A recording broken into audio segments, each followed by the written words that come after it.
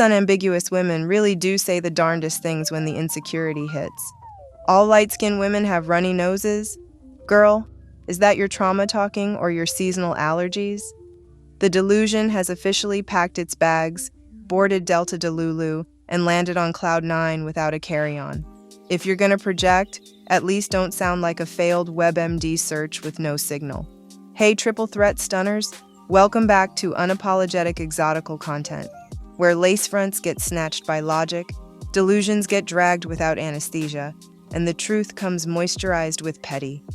And today's topic? Brought to you by her, that girl, the supporter who dropped this flaming request. You asked for it, so I'm back to expand on my last video because, girl, how do you create something just to turn around and hate it? Yes, we're talking about unambiguous mothers who resent their lighter, biracial, or exotical daughters. The ones who wanted light, bright babies, only to turn into bitter Bettys when the baby turned out too bomb. These biracial children are out here unintentionally getting their dark-skinned mama's lace front snatched in their own homes. You wanted a light bright? Well, now you've got an exotical in a onesie with our face, and you're mad again, and forever. Triggered daily by the very thing you created. Let's get into it. Jodie Turner-Smith admitted she had a whole mini pause when she realized her daughter would be light-skinned. Sis, your child's face is not a trauma, it's a mirror. If she reminds you of the bullies from your past, maybe it's time to unpack, like you do, your box from eBay containing your wig, not a toddler with baby curls and an innocent smile.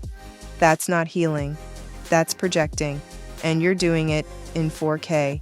Candiac Dillard Bassett said on camera that she fears having light-skinned children, and she laughed.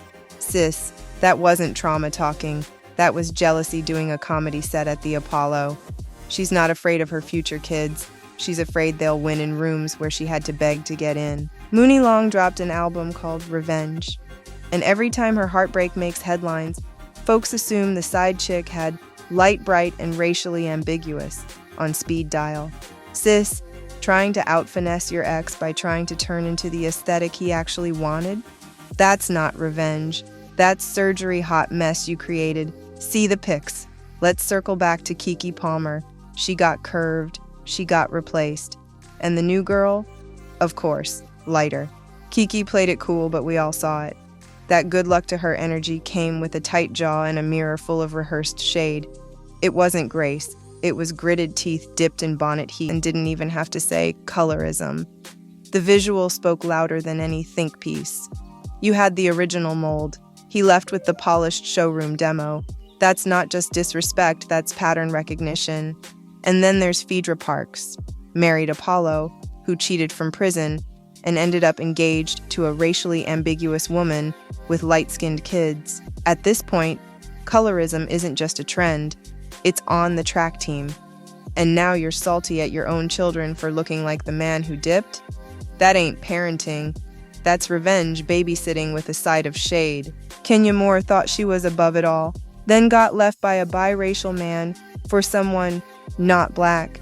She gave off fake grace, but we all saw her prepping a shady monologue in her head like a real housewife in the confessionals. Here's the truth.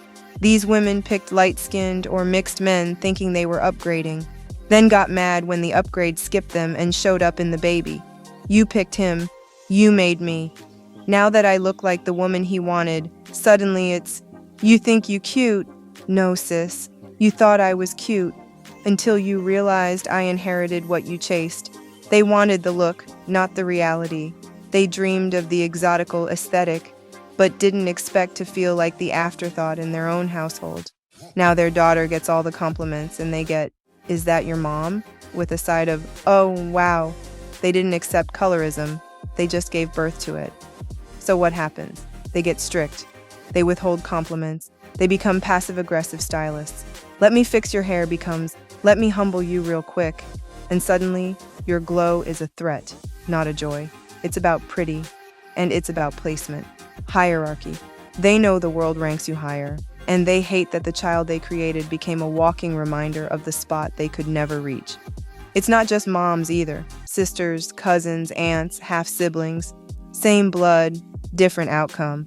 Now, Thanksgiving looks like a runway they weren't cast in, and your mere existence is a competition they can't win. If your own relatives are praying for your downfall or your edges to fall out, just know that bitterness ain't your burden. So what do when your first hater shares your last name?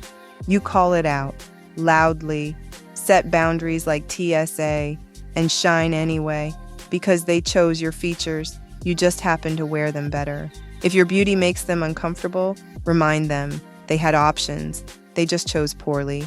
They created what they couldn't be, chased the features, got the man, made the baby, and now sit across from their daughter jealous, triggered, and pretending their bitterness is discipline. You're not the problem, you're the proof. You are the outcome they wanted but couldn't handle. Follow for more unapologetic exotical content, where we don't beg for sisterhood, we expose the shade under it. You are the standard. You didn't steal their light, they never had it. Keep glowing, keep snatching, and keep triggering. Because baby, she's mad that you came out her box upgraded.